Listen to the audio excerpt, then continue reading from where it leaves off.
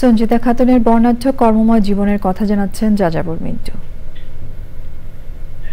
বাংলাদেশের সাংস্কৃতিক অঙ্গনের অন্যতম এক প্রতিভাধর ব্যক্তিত্ব সঞ্জিতা খাতুন। তিনি ছিলেন একাধারে রবীন্দ্রসঙ্গীত শিল্পী, লেখক, গবেষক, সংগঠক, সঙ্গীতজ্ঞ এবং শিক্ষক। বাঙালি সাংস্কৃতিক পরিমণ্ডলে সর্বতোভাবে জড়িয়ে থেকে মানুষের কাছে হয়ে উঠেছিলেন বড় আপনজন। ৪৭ দেশভাগ, দাঙ্গা ও রক্তপাতের সাক্ষী সঞ্জিতা খাতুন। অশুভ ও অকল্যাণের বিরুদ্ধে সবসময় অকুতভয়ে উচ্চারণ করেছেন। সংস্কৃতিকে সঙ্গী করে দীর্ঘ কণ্টকাকীর্ণ পথ হেঁটেছেন সম্প্রীতির পথে আলোর সন্ধানে। সঞ্জিতা খাতুন ছিলেন জাতীয় অধ্যাপক ও লেখক ডক্টর কাজী মোতাহার হোসেনের মেয়ে, খ্যাতিমান লেখক কাজী আনোয়ার হোসেনের বোন এবং রবীন্দ্রসঙ্গীত বিশেষজ্ঞ, সাংবাদিক ও ছায়ানটের প্রতিষ্ঠাতা সদস্য ওহিদুল হকের স্ত্রী। ১৯৫৪ সালে ঢাকা বিশ্ববিদ্যালয় থেকে বাংলা ভাষা ও সাহিত্যে সম্মানসহ স্নাতক এবং ১৯৫৫ সালে বিশ্বভারতী বিশ্ববিদ্যালয় থেকে স্নাতকোত্তর করেন। ১৯৭৮ সালে একই বিশ্ববিদ্যালয় থেকে রবীন্দ্রসঙ্গীতের ভাব সম্পদ গবেষণাপত্রে পিএইচডি লাভ করেন।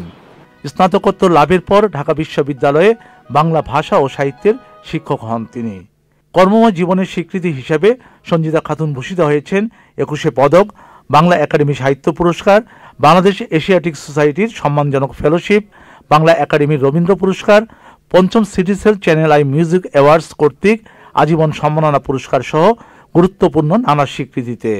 কর্মময়তার স্বীকৃতি হিসেবে ভারত সরকারের পদ্মশ্রী, বিশ্বভারতী বিশ্ববিদ্যালয়ের সর্বোচ্চ সম্মান দেশিকোত্তম, পশ্চিমবঙ্গ রাজ্য সরকারের রবীন্দ্র স্মৃতি পুরস্কার, কলকাতার টেগোর রিসার্চ ইনস্টিটিউট থেকে রবীন্দ্র তত্ত্বাচার্য উপাধিও পেয়েছেন। সঞ্জিতা খাতুন রবীন্দ্রসঙ্গীত শিখেছেন, গেয়েছেন, পরবর্তীকালে শিখিয়েছেন, গড়ে তুলেছেন ছায়ানট।